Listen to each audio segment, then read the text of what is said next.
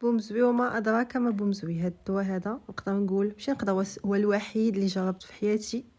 وانا راه جربت دويان كتير وعلاجات كتير ميمكنش تجي على البال. ما يعرف هادشي غير اللي مجرب بومزوي وندوزو مده طويله، مده سنين.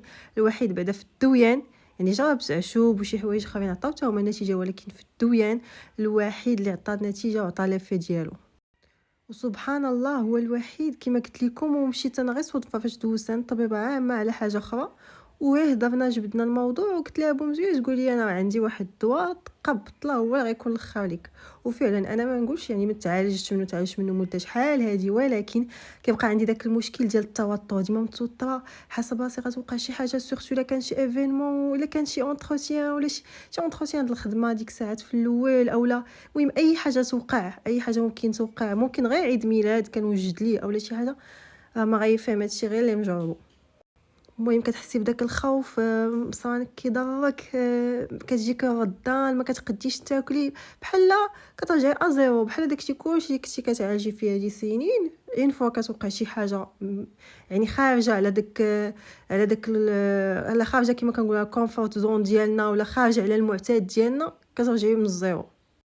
فهذا الحمد لله، وكنشكر ديك الطبيبه من هذا المنبر الوحيده. انا كنكره الطب كنقولها سورتو في هذا الدومين هذا ديال بومزوي، يعني شوفوني الويل، وحتى حد ما لقى ليا شي دواء، بالعكس فيما مشيت عند شي واحد تيخرج ليا شي حاجه كتزيد ضرني.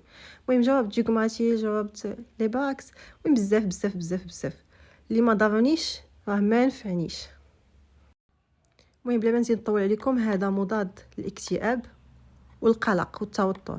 انا اون فوا شفتو فاش خرجاتهم ليا الطبيبه مع شي دواء اخر، فاش قريت لقيت مضاد الاكتئاب قلت لا انا ما عمري، انا كنت في واحد السيتوياسيون صعيبه ديال بومزوي وما شربتش مضاد الاكتئاب، نجي دابا نشربهم شويه ويقول لي واحد الراس. حتى لديك الطبيبه قلت اجي نجرب اش خاصها.